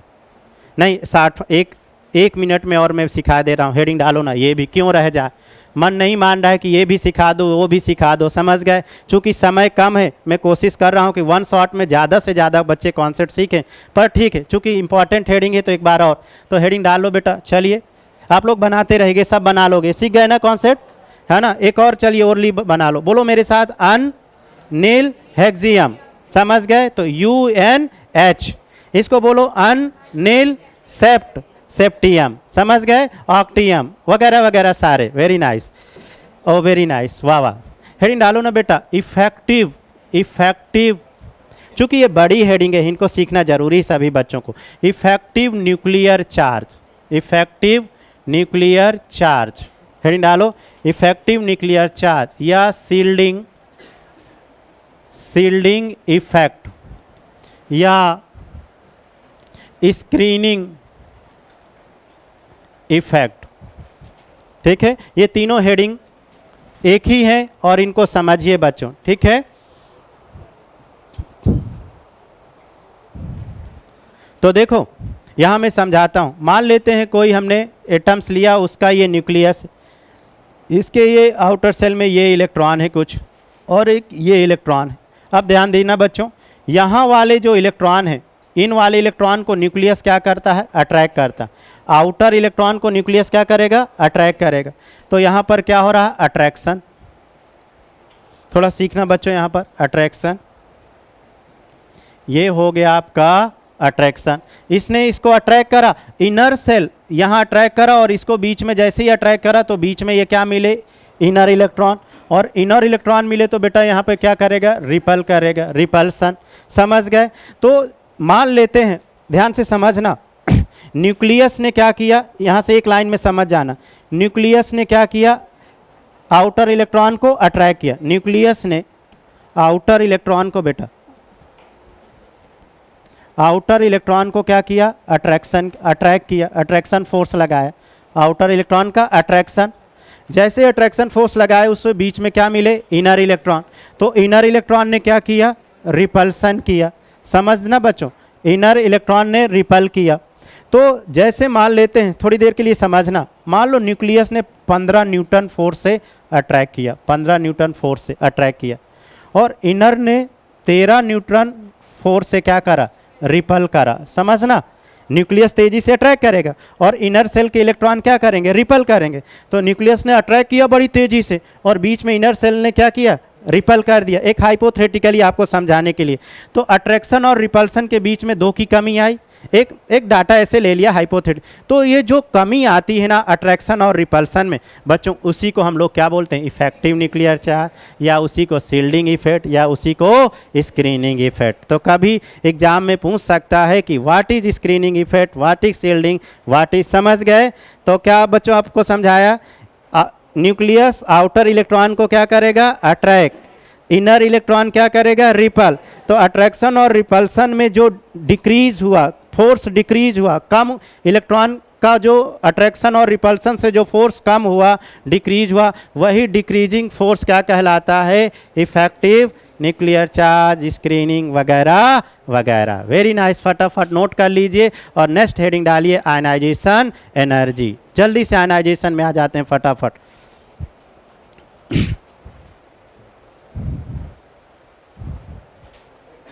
बस केवल डायग्राम बना लो और समझ लो अट्रैक्शन फोर्स और रिपल्सन, केवल इतना भी आप देख लिए तो तुरंत क्लियर हो जाएगा।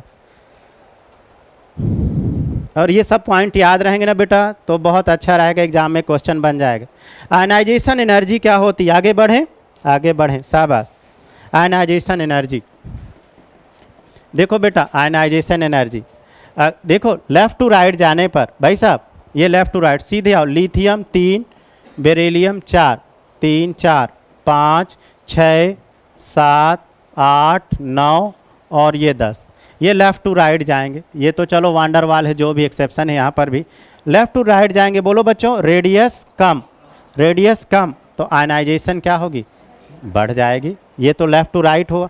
कुछ जगह एक्सेप्शन आएंगे, मैं वो एक्सप्लेन करूँगा। यहाँ ये सब क्या है, आयनाइजेशन में एक्सेप्शन है बेटा। जहाँ एक्सेप्शन है वहीं क्वेश्चन है, ठीक है। अब देखो इधर टॉप टू बॉटम बेटा देख लो, टॉप टू बॉटम, पहले थोड़ा सा लिख लो, स्मार्ट वर्क कर लो। टॉप टू बॉटम रेडियस क्या होती है, बढ़ती है। अगर रेडियस बढ़ेगी तो बेटा आयनाइजेशन एनर्जी क्या होगी, कम होगी। पहले छोटा सा पॉइंट जल्दी से लिखिए।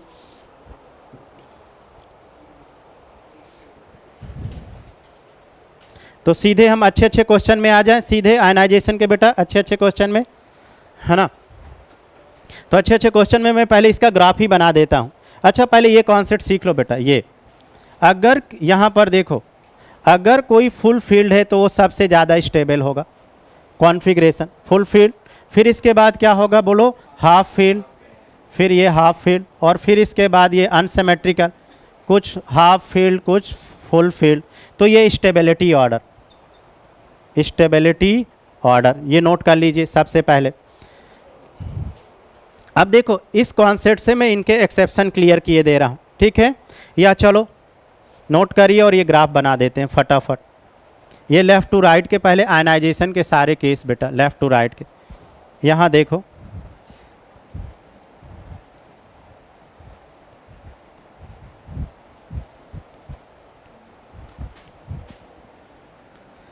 समझना बेटा, ये लिया मैंने लिथियम, लिथियम के बाद क्या है बोलो, कहाँ गया, बेरिलियम, ये बेरिलियम, ये रहा बेरिलियम। ये आयनाइजेशन का ग्राफ है, आयनाइजेशन का ग्राफ, ठीक है। बेरिलियम के बाद क्या आया, बोरान, ये लिया बोरान। देखो लिथियम से ज़्यादा बेरिलियम और बोरान से भी ज़्यादा बेरिलियम, ये ध्यान देना, देखा ना यहाँ पर बच्चों। फिर इसके बाद बोरान के बाद क्या आया, कार्बन। अब देखो कार्बन बेरिलियम से भी ज़्यादा, चूँकि बेटा इधर रेडियस कम होगी तो आयनाइजेशन क्या होगी, बढ़ेगी। फिर कार्बन के बाद क्या आया, नाइट्रोजन। यहाँ समझना, ये नाइट्रोजन, नाइट्रोजन का सबसे ज़्यादा हो गया अब। और नाइट्रोजन के बाद क्या है, ऑक्सीजन, ऑक्सीजन का कम। पर ये ध्यान देना, ऑक्सीजन का इन सबसे ज़्यादा, ऑक्सीजन का इन सबसे ज़्यादा, और अभी तक में सबसे ज़्यादा नाइट्रोजन का, ये एक्सेप्शन केस है। फिर देखो बेटा ये आया फ्लोरीन, और फ्लोरीन का सभी से ज़्यादा, नाइट्रोजन से भी ज़्यादा। ऊपर दिख रहा ना ग्राफ, थोड़ा नहीं थोड़ा कम दिख रहा, रुकिए हाँ, आप भी कुछ भी मत बना दीजिएगा, एक दूसरे से कंपेयर होना चाहिए बेटा। ये ग्राफ, ये अब यहाँ पर दिख गया, ये आ गया फ्लोरीन, और फ्लोरीन से सबसे ज़्यादा क्या हो गया, नियॉन। नियॉन गैस का बेटा आयनाइजेशन सबसे ज़्यादा होता है, या नोबेल गैसों का आयनाइजेशन सबसे ज़्यादा होता है, क्योंकि वो क्या होते हैं, फुल फील्ड या स्टेबल। तो ये ग्राफ बना लीजिएगा, ताकि इससे अगर कोई क्वेश्चन बनाए तो तुरंत आप बना लो, ठीक है। तो एक ही लाइन में सारे आयनाइजेशन के यहाँ से हमने क्लियर करने की कोशिश करी। अब इसके बाद टॉप टू बॉटम आते हैं। ये एक्सेप्शन दोनों में पहले क्लियर कर दूं, साथ साथ देखते जाओ। बेटा बेरिलियम हुआ ना, और ये क्या हुआ, बोरान। बेरिलियम का कॉन्फ़िगरेशन क्या हुआ, 1s2 2s2, ये 2s2 दिख गया बेटा। बोरान का एटॉमिक नंबर 5, कॉन्फ़िगरेशन देखो 1s2 2s2 2p1, ये देख रहा हो, ये फुल फील्ड, ये वाला क्या हो गया, स्टेबल, और ये वाला क्या हो गया, बोलो अनस्टेबल। तो जब स्टेबल हो गया बच्चों तो आयनाइजेशन बढ़ गया बेरिलियम का, तो यहाँ पर बेरिलियम का आयनाइजेशन दिख गया, बढ़ गया बोरान से। अब नाइट्रोजन और ऑक्सीजन देख लो, नाइट्रोजन और oxygen, atomic number 7 atomic number 8, इसका कॉन्फ़िगरेशन करोगे 1s2 2s2 2p3, ये बेटा 2p3, और इधर क्या आ गया लास्ट में 2p4। भरो आप 1 2 3 1 2 3 4, दिख रहे हैं बेटा। हाफ फील्ड क्या हो गया, स्टेबल। देखो अभी ऑर्डर लिखा था ना, हाफ फील्ड स्टेबल, ये स्टेबल। अगर ये हाफ फील्ड स्टेबल तो ये वाला क्या हो गया, अनस्टेबल। तो रीजन सहित आपको क्लियर होना चाहिए। तो नाइट्रोजन का आयनाइजेशन बढ़ गया क्योंकि हाफ फील्ड क्या है, स्टेबल है, और ऑक्सीजन क्या है, अनस्टेबल है, यहाँ से दिख गया। और नियॉन का सबसे ज़्यादा हो गया, देख रहे हो ग्राफ में सबसे ऊपर है, क्योंकि इसका आउटर कॉन्फ़िगरेशन बेटा क्या हुआ, नोबेल कॉन्फ़िगरेशन 2p6। सभी के सभी क्या हैं, पेयर्ड हैं। तो सभी के सभी पेयर्ड होंगे तो फुल फील्ड होके वो क्या हो जाएगा, हाईली स्टेबल। इसलिए नोबेल गैसों का आयनाइजेशन बेटा सबसे ज़्यादा होता है। नोट करिए, ये तो अभी हमने लेफ़्ट टू राइट आयनाइजेशन के क्वेश्चन किए। अब थोड़ा टॉप टू बॉटम आ जाए। अभी हम उन्हीं केस को ले रहे हैं बच्चों जो क्या है, एक्सेप्शन है। इसके अलावा तो आप सबको पता ही है, इफ़ रेडियस इंक्रीज, बेटा सुनो, if radius increase ionisation decrease. If radius, समझ गए, अगर रेडियस इंक्रीज करेगी तो आयनाइजेशन डिक्रीज, और अगर रेडियस कम होगी तो आयनाइजेशन इंक्रीज। ये तो ये बेसिक है, पर उन बेसिक के बाद कहाँ कहाँ एक्सेप्शन आ रहा है वो क्लियर। तो लेफ़्ट टू राइट के बाद आ जाओ जल्दी से बच्चों, टॉप टू बॉटम। यहाँ पर आपको याद दिलाता हूँ, अभी सिखाया था, बैगन, आलू, गाजर इन थैला। ये बेटा ध्यान दिया आपने, समझ गए, बहुत अच्छे समझिए। पहले मैं इसका एटॉमिक रेडियस लिख देता हूँ। तो सबसे कम एटॉमिक रेडियस बोरान, बोलो बोरान के बाद गैलियम, है ना, गैलियम के बाद बोलो एल्यूमिनियम, और एल्यूमिनियम के बाद इंडियम, और इंडियम के बाद थैलियम। ये एटॉमिक रेडियस, ये एटॉमिक रेडियस। इसका आयनाइजेशन बहुत ज़्यादा इंपॉर्टेंट है बच्चों। अब आयनाइजेशन में ध्यान दीजिएगा, ये तो एक्सेप्शन यहाँ पर भी है और कुछ यहाँ पर भी मिलेगा आपको। यहाँ पर F14 कॉन्फ़िगरेशन आएगा, और F14 कॉन्फ़िगरेशन आया तो यहाँ पर क्या होने वाला है, लैंथेनॉइड कॉन्ट्रैक्शन बच्चों, लैंथेनॉइड कॉन्ट्रैक्शन। तो लैंथेनॉइड कॉन्ट्रैक्शन से अट्रैक्शन फोर्स क्या हो जाएगा, बढ़ जाएगा, और इलेक्ट्रॉन का निकलना क्या हो जाएगा, डिफ़िकल्ट हो जाएगा। तो देखो कितना ज़्यादा वेरिएशन है, कितनी ज़्यादा इरेगुलरिटी है आयनाइजेशन के ऑर्डर में। तो सबसे ज़्यादा आयनाइजेशन बोरान का, बोरान के बाद बेटा थैलियम का, due to lanthanoid contraction F14, ये लिखा ना, इसका कॉन्फ़िगरेशन क्या आता है, F14। अब थैलियम के बाद क्या आ गया, बोलो गैलियम, ये गैलियम, गैलियम के बाद एल्यूमिनियम, और सबसे कम क्या हो गया, इंडियम। तो ये ऑर्डर लिखिए, फटाफट ये ऑर्डर लिखिए आयनाइजेशन का।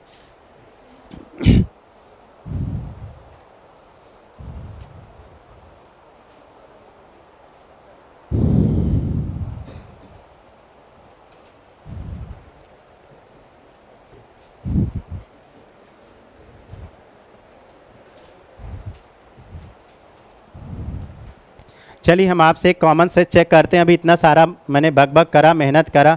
ये बेटा 5D है और ये 4D है। 5D और 4D में किसका आयनाइजेशन ज़्यादा होगा, 5D का। क्यों 5D का, लैंथेनॉइड कॉन्ट्रैक्शन। याद आया बेटा, ये बनाया था 4D और ये बनाया था 5D, ये 4D और ये 5D, और पास में बना सकते हो। तो ये 5D का क्या हुआ था, लैंथेनॉइड कॉन्ट्रैक्शन। तो लैंथेनॉइड कॉन्ट्रैक्शन बढ़ेगा तो आयनाइजेशन बढ़ जाएगा। तो कभी कभी बेटा ऐसे भी क्वेश्चन आ सकता है इस टाइप में, किसका आयनाइजेशन ज़्यादा और किसका आयनाइजेशन कम। नोट कर लीजिए। चलो एक और बना लेते हैं। देखो दोस्तों, ये लिखते हैं 3D, वाह वाह, ये लिखते हैं 4D, और ये लिखते हैं 5D। चलिए इसका ऑर्डर लगाएंगे आयनाइजेशन का। बताइए, सबसे ज़्यादा 5D, शाबाश, सबसे ज़्यादा 5D, फिर इसके बाद 3D, क्योंकि अंतर थोड़ा समझना, ये 3D था, समझ गए। फिर इसके बाद 3D और 3D के बाद 4D। It's a very very important towards ionisation energy. इनको बेटा इंपॉर्टेंट लगा के नोट करो।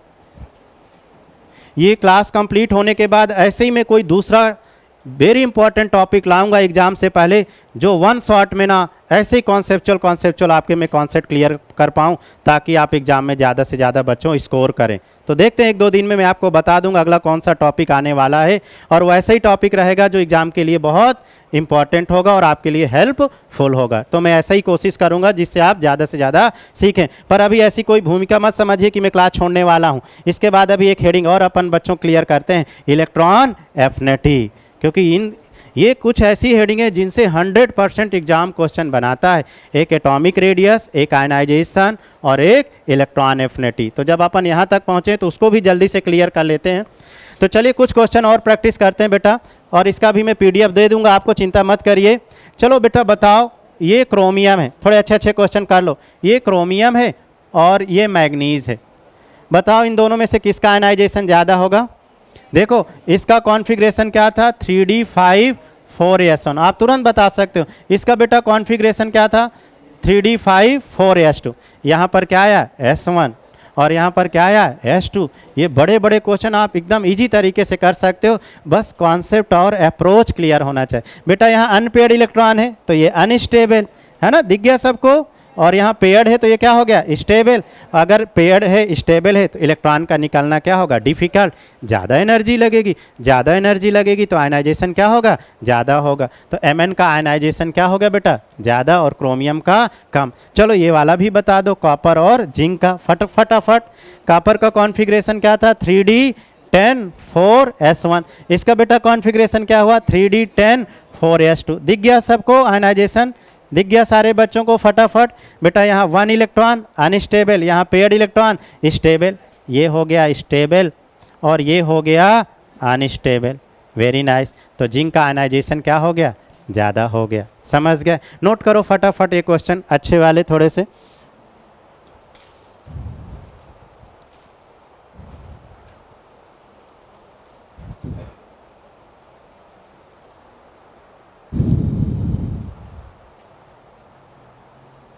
एक और बता दो, Sn और Pb में, तो Pb का आयनाइजेशन ज़्यादा होगा चूंकि इसका कॉन्फ़िगरेशन क्या हुआ, F14, और F14 हुआ तो लैंथेनॉइड कॉन्ट्रैक्शन हुआ। ये थोड़े बड़े बड़े केस हैं, अच्छे वाले केस हैं। जब प्यारा पेपर बनाएगा तो बेटा इस लेवल के क्वेश्चन आप ध्यान देना एग्जाम से पहले। एक और बना दो, सोना चांदी च्यवनप्राश में आयनाइजेशन बताइए, आयनाइजेशन बताइए। सबसे ज़्यादा सोना में क्यों, लैंथेनॉइड कॉन्ट्रैक्शन F14। फिर कॉपर 3D 4D, वही कॉन्सेप्ट आ गया। ये 3D में आया और Ag किस में आया, 4D में। अरे कॉपर का कॉन्फ़िगरेशन करोगे तो 3D, और बेटा Ag का करोगे तो 4D। अरे वाह। और Au कैसे याद रखोगे, ऐसे दिमाग में रखना, Au लैंथेनॉइड कॉन्ट्रैक्शन, ये वाला 4D और ये वाला 3D। तो आपको बताए थे ना, या ऐसे भी ध्यान रखना 5D, वाह वाह, ये क्या हुआ 5D और F14, ठीक है। लैंथेनाइड 3D और 4D याद रहेगा। नोट तुरंत हेडिंग डालो, इलेक्ट्रॉन एफिनिटी, इलेक्ट्रॉन एफिनिटी बेटा, इलेक्ट्रॉन एफिनिटी फटाफट।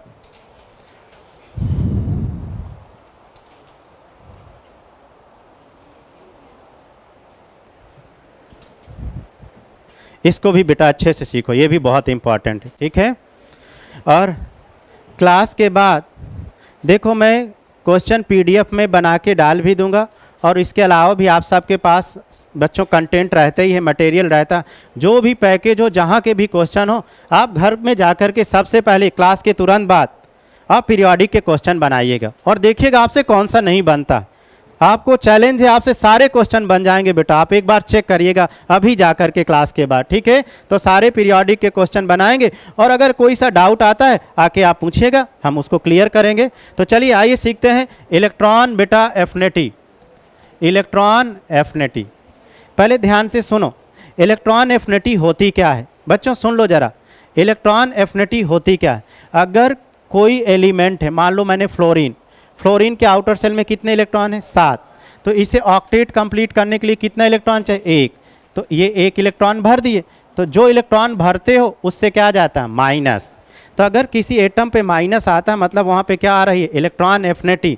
अगर किसी एटम पे पॉजिटिव चार्ज आ रहा है वहाँ पे क्या रहा? आयनाइजेशन, क्योंकि इलेक्ट्रॉन निकालोगे तो पॉजिटिव चार्ज और इलेक्ट्रॉन भरोगे तो निगेटिव। तो जब मैं भर रहा हूँ तो भरने को क्या बोला गया? Electron affinity.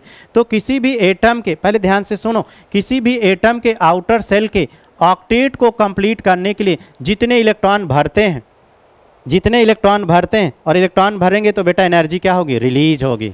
तो वही रिलीज एनर्जी क्या कहलाती है? इलेक्ट्रॉन एफिनिटी कहलाती है। बेटा क्या कहलाती है? Electron affinity. तो अगर एनर्जी रिलीज होगी तो इलेक्ट्रॉन एफिनिटी दो तरीके के हैं, दो तरीके से पढ़ेंगे, एक पॉजिटिव और एक निगेटिव। तो पहले सब बच्चों को क्लियर हो गया व्हाट इज इलेक्ट्रॉन एफिनिटी।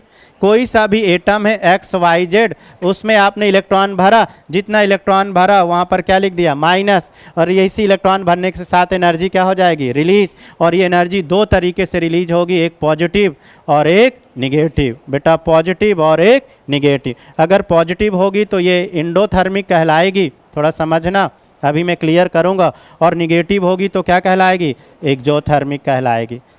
समझ गए? तो चलिए सीधे क्वेश्चन में आ जाते हैं बच्चों। बच्चों ध्यान से देखिए, ये रहा बोरान, बोरान के बाद कार्बन, कार्बन के बाद बोलो 5 6 7 8, बोलो ना। अरे भाई 8 9 फ्लोरीन। छोड़ दो, नियॉन का इलेक्ट्रॉन एफिनिटी 0 होता है, ठीक है।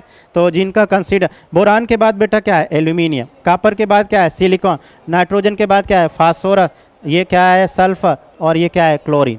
ध्यान से बेटा समझना, इन सब का कॉन्फ़िगरेशन क्या हुआ? 2p। और इनका कॉन्फ़िगरेशन क्या हुआ? 3p। पहले मैं पूरे p ब्लॉक में ये कॉन्सेप्ट क्लियर कर देता हूँ कि 3p का इलेक्ट्रॉन एफिनिटी हमेशा ज़्यादा होगा किससे बेटा?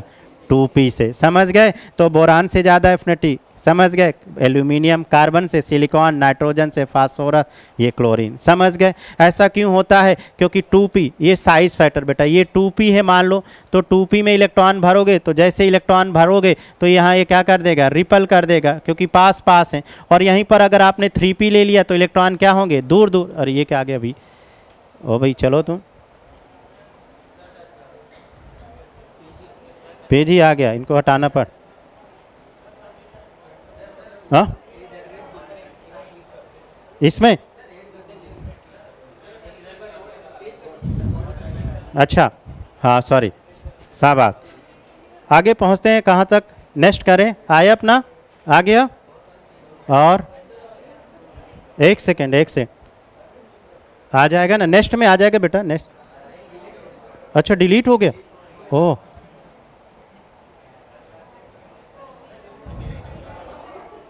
पूरी मेहनत कर, चलिए फिर से लिख देते हैं, कोई दिक्कत नहीं। क्या दिक्कत है बेटा? इलेक्ट्रॉन एफिनिटी, ठीक है। देखो एक बार फिर से, बोरान, बोरान के बाद कार्बन, सीखो बेटा। कार्बन के बाद बोलो नाइट्रोजन, नाइट्रोजन के बाद ऑक्सीजन, ऑक्सीजन के बाद फ्लोरीन।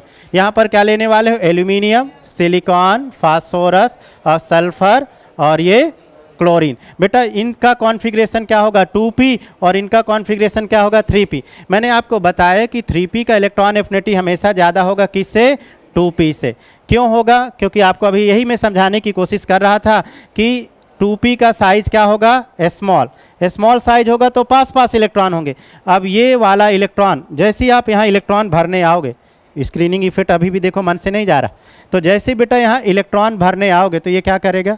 रिपल करेगा। समझ गए? और यहीं पर आपने क्या ले लिया?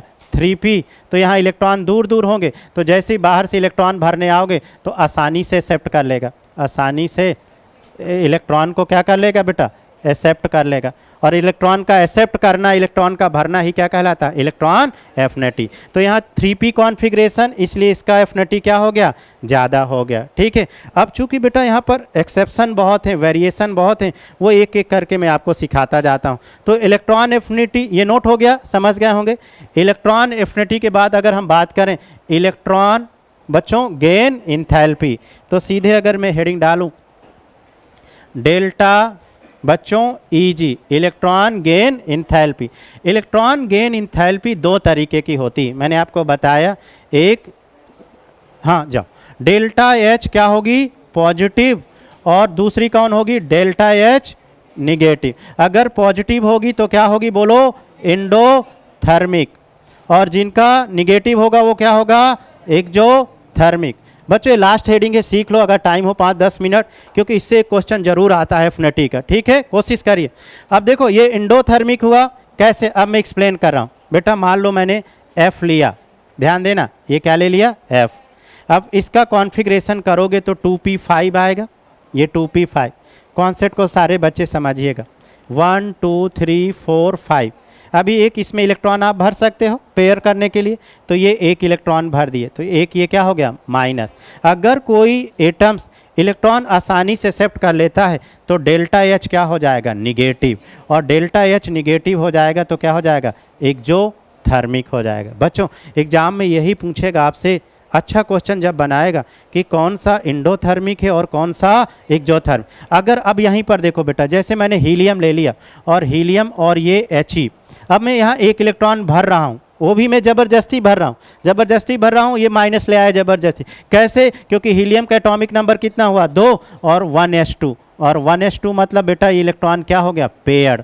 और जब इलेक्ट्रॉन पेयर्ड हो गया तो कैसे भरोगे, भर ही नहीं सकते, तो यहाँ पर क्या होगा, रिपल्सन। और जब इलेक्ट्रॉन नहीं भर सकते तो डेल्टा एच क्या हो जाएगा, पॉजिटिव, और डेल्टा एच पॉजिटिव हो जाएगा तो क्या हो जाएगा, एंडोथर्मिक हो जाएगा। समझ गए, तो कब एक्सोथर्मिक कब एंडोथर्मिक, क्लियर। अब मैं एक पूरा एक्सेप्शन सारे केस कवर कर ले रहा हूँ एक लाइन में, अगर ये कॉन्सेप्ट क्लियर हो गया हो। अब आप समझ गए नोबेल गैसों का इलेक्ट्रॉन कॉन्फ़िगरेशन बहुत कम होता है या जीरो होता है, क्यों, क्योंकि सभी के सभी बेटा क्या होते हैं, फुल फील्ड होते हैं। तो कभी कभी ये पूछ लेता है कि किसका पॉजिटिव में होता है इलेक्ट्रॉन एफिनिटी और किसका निगेटिव में। तो नोबेल गैस की इलेक्ट्रॉन एफिनिटी क्या होती है बच्चों, डेल्टा एच पॉजिटिव, समझ गए। और जहाँ इलेक्ट्रॉन आसानी से एक्सेप्ट कर ले उनकी इलेक्ट्रॉन एफिनिटी क्या हो गई, बोलिए, निगेटिव। अब देखो ये नोट करने के बाद अब मैं लिखता हूँ बेटा, यहाँ से समझना, बेरिलियम, ओके, बेरिलियम के बाद बोलो क्या आया, बोरान, बोरान के बाद बेटा क्या है, कार्बन, कार्बन के बाद क्या है, नाइट्रोजन, नाइट्रोजन के बाद क्या है, ऑक्सीजन, ऑक्सीजन के बाद क्या है, फ्लोरीन, और फ्लोरीन के बाद नियॉन। अब सारे बच्चे समझो बेटा, ये पॉजिटिव, निगेटिव, निगेटिव, पॉजिटिव, वाह वाह, समझ गए, क्यों, नाइट्रोजन को मैं पॉजिटिव बोल रहा हूँ, निगेटिव, निगेटिव, ये पॉजिटिव, समझ गए। अब ये बेटा निगेटिव क्यों है, क्योंकि 1s2 2s2 फुल फील्ड हो गया, फुल फील्ड हो गया, इलेक्ट्रॉन का भरना क्या हो गया, डिफ़िकल्ट। अगर डिफ़िकल्ट हो गया तो ये डेल्टा एच क्या हो जाएगा, पॉजिटिव, और डेल्टा एच पॉजिटिव हो गया तो ये क्या हो गया, एंडोथर्मिक। समझ गए, पहचान लोगे किसका इलेक्ट्रॉन गेन इंथैल्पी एंडोथर्मिक होगा, किसका इलेक्ट्रॉन गेन इंथैल्पी एक्सोथर्मिक होगा। और लेफ्ट टू राइट जाने पे ये जनरल ट्रेंड है कि अगर रेडियस बच्चों, रेडियस कम होगी तो एफिनिटी क्या होगी, बढ़ेगी, लेफ्ट टू राइट। पर कहीं कहीं पर एक्सेप्शन है, कहाँ कहाँ एक्सेप्शन है, देखो जैसे नाइट्रोजन लिया बेटा, नाइट्रोजन का कॉन्फ़िगरेशन क्या है, 2p3, चूँकि 2p3 हाफ फील्ड क्या है, स्टेबल है, ये कॉन्फ़िगरेशन क्या है, स्टेबल। अब आप इसमें इलेक्ट्रॉन तो भर सकते हो, पर जैसे इलेक्ट्रॉन भरोगे वो क्या हो जाएगा, अनस्टेबल, और जैसे कोई चीज़ अनस्टेबल होगी तो फिर डेल्टा एच चेंज नहीं हो जाएगा। तो यहाँ पर डेल्टा एच क्या हो गया, पॉजिटिव, क्योंकि जब स्टेबल था ना, समझ गए, तो कोई भी चीज़ स्टेबल से अनस्टेबल की तरफ नहीं जाना चाहती। अब यहाँ पर देख रहे हो ऑक्सीजन वगैरह, ये सारी चीज़। तो अगर बेटा कभी इनका ऑर्डर पूछे, जैसे मैं ऑर्डनरी ऑर्डर बोलूँ, जैसे ये बेरिलियम, और ये रहा नाइट्रोजन, और ये रहा नियॉन, इनका इलेक्ट्रॉन एफिनिटी का ऑर्डर लिख सकते हो क्या, थोड़ा क्वेश्चन प्रैक्टिस कर लें, नोट करिए, और इनका ऑर्डर बता सकते हैं क्या,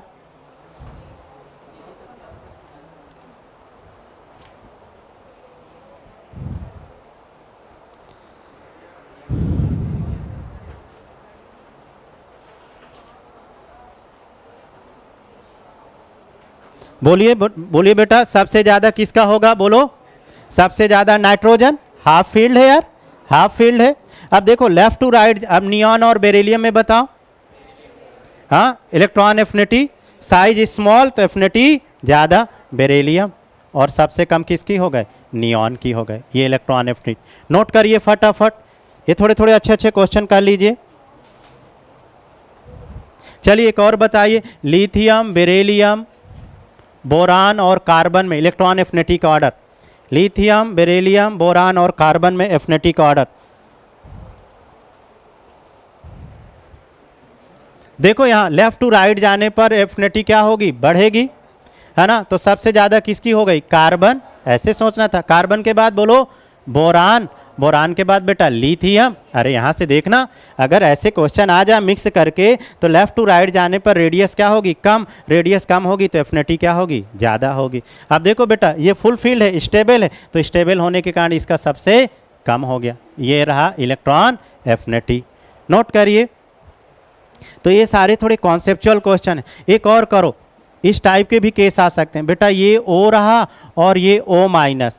अब बताओ ये वाला एक्जोथर्मिक है कि इंडोथर्मिक, जल्दी बताइए। ऑक्सीजन एक्जोथर्मिक है कि इंडोथर्मिक, ये बोलो एक्जोथर्मिक, शाबाश, क्योंकि एक इलेक्ट्रॉन आसानी से एक्सेप्ट कर सकते। अगर ये एक्जोथर्मिक है तो डेल्टा H क्या होगा, बोलो डेल्टा H निगेटिव। अब ध्यान से समझना, अगर किसी एटम में पहले से माइनस दे दे और अब आपसे पूछे, अब बेटा अगर यहाँ इलेक्ट्रॉन भरोगे तो ये माइनस माइनस क्या करने वाला है, रिपल करने वाला है। और अगर रिपल करेगा तो डेल्टा H क्या हो जाएगा, पॉजिटिव। और अगर डेल्टा H पॉजिटिव हो जाएगा तो क्या हो जाएगा, इंडोथर्मिक। तो इस वाले केस को भी ध्यान से देख लीजिए। अगर पहले से माइनस है और अगर उसमें इलेक्ट्रॉन भरोगे तो क्या कर देगा, रिपल कर देगा। और रिपल्सन से डेल्टा H क्या हो जाएगा, बोलिए ना, पॉजिटिव। और डेल्टा H बेटा पॉजिटिव तो क्या हो जाएगा, इंडोथर्मिक। एक आखिरी क्वेश्चन चलते चलते बेटा, आखिरी क्वेश्चन ये रहा सल्फर। भाई मैं चेक तो करूं कि बच्चों ने सीखा है कि नहीं, बताना बेटा ईमानदारी से। S माइनस, ये 1 इलेक्ट्रॉन, बताओ इसका डेल्टा H क्या होगा, एक्जोथर्मिक कि इंडोथर्मिक, बोलिए। ये इस वाले केस को बताइए। अरे बिल्कुल, अरे ये 2p4 तो इलेक्ट्रॉन एक्सेप्ट कर सकता। अगर इलेक्ट्रॉन एक्सेप्ट कर सकता तो डेल्टा H निगेटिव, और डेल्टा H निगेटिव तो क्या हो गया, एक्जोथर्मिक, ये हो गया एक्जोथर्मिक। और यहीं पर देखो एक बार फिर से S माइनस S। अब ये बताओ, अगर क्वेश्चन में पहले से माइनस है तो क्या होगा, बताओ। ये क्या करने वाला है, इलेक्ट्रॉन इलेक्ट्रॉन रिपल। और अगर इलेक्ट्रॉन रिपल करा तो डेल्टा H क्या हो जाएगा, बोलिए पॉजिटिव। और डेल्टा H पॉजिटिव तो क्या हो जाएगा, इंडोथर्मिक। तो ये सारे बेटा क्वेश्चन बना लीजिएगा और ये लेक्चर्स अभी मैं डाल ही दूंगा आपको चैनल पे, एक बार फिर से सारे बच्चे देख लीजिएगा। तो मिलते हैं अगली क्लास में कोई नए लेक्चर्स के साथ और ऐसे ही कॉन्सेप्ट के साथ हम बात करेंगे। थैंक यू बच्चों।